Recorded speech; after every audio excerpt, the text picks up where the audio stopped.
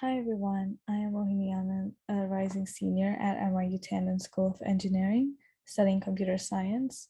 I'm here to present my lightning talk on the research that I've been doing as a part of the MIT Summer Research Program. I've been working at the Madri Lab under Professor Alexander Madri, and my research is on feature selection and image classification. What is image classification? It's a machine learning method that attempts to predict the objects present in an image. So we pass an image into an image classifier and we get a probability of what the object could be.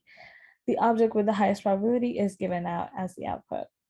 Image classification is very important in today's world as it is used in self-driving cars, special education, and medical imagery, for example, cancer detection. However, there's one major problem with these models. They are extremely brittle. So instead of solely focusing on the object itself, they could be relying on the background, lighting, or the angle. These models are also very difficult to understand. And one possible reason could be that they rely on signals or features that are unintuitive to us humans. Some examples where they are extremely easy to fool are adding adversarial noise to an image of a panda makes it a buzz. Some abstract patterns could pass as familiar objects, and rotating a chair can make it a fish. So why do these models fail, and what are they actually focusing on? Our goal was to compare ground truth segmentation maps with what parts of an image are the most salient to the model. We did this because most data sets only contain images and their corresponding labels, which makes it very difficult for us to understand how the models are working. And this is where segmentation maps come in. They highlight not only the location, but also the boundary of the objects.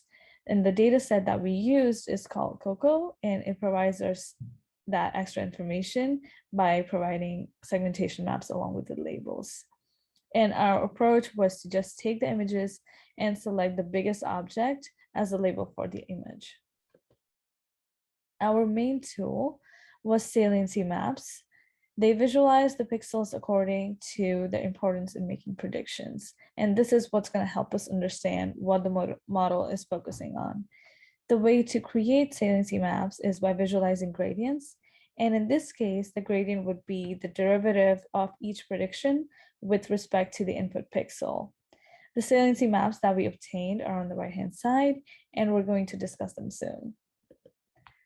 So we trained 4 models, 2 standard and 2 adversarially trained models.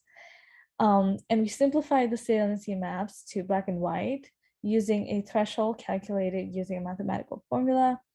We saw that adversarially trained models show better segmentation than the standard models. However, all of them focus on the background and not the object. So there's our finding. One of the possible reasons that these models are so easy to fool could be that they don't focus on the object at all. However, we still need a way to quantify the mismatch between the segmentation masks as well as the saliency maps. And we also need more tests to confirm that the models are not focusing on the objects at all. Thank you so much for watching my talk. I hope you enjoyed it.